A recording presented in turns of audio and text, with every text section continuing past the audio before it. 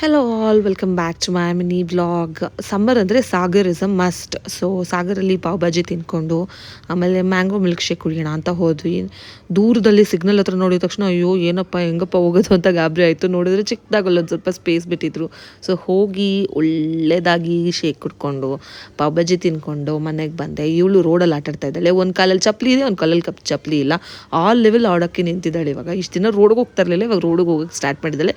ಎಲ್ಲ ಅವರ ಸಹವಾಸ ದೋಷ. ಅವ್ರ ಅಣ್ಣದಿರೆಲ್ಲ ರೋಡಲ್ಲೇ ಆಟ ಆಡ್ತಾರಲ್ಲ, ಸೊ ಅವಳು ಅಲ್ಲೇ ಹೋಗಿ ಆಡಬೇಕು ಅಂತ ಅಂತಾಳೆ. ಆಮೇಲೆ ಮನೇಲಿ ಸ್ನ್ಯಾಕ್ಸ್ ಎಲ್ಲ ತಿನ್ಕೊಂಡು, ಇದು ಆ್ಯಕ್ಚುಲಿ ನೆಕ್ಸ್ಟ್ ದಿನ, ಅವತ್ತಿನ ದಿನ ಅಲ್ಲ, ನೆಕ್ಸ್ಟ್ ದಿನ ನಮ್ಮ ಅಕ್ಕ ಜ್ಯೂಸ್ ಕುಡಿಬೇಕು ಅಂತಂದ್ಲು. ಸೊ ಅವಳಿಗೂ ಹಾಗೆ ವಾಕ್ ಆಗುತ್ತೆ ಅಂತ ಅಂದ್ಬಿಟ್ಟು ಪ್ರಜ್ಞಾನ ಕರ್ಕೊಂಡು ನಾವು ಹೋದ್ವಿ. ಬಿಕಾಸ್ ರಿಯಾನ್ಶಿ ಮಲಗಿದ್ಲು. ರಿಯಾನ್ಶಿ ಏನಾದ್ರು ಎದ್ದಿದ್ರೆ ಅವಳು ಇಲ್ದಲ್ಲಿ ಇರೋಕ್ಕೆ ಚಾನ್ಸೇ ಇಲ್ಲ.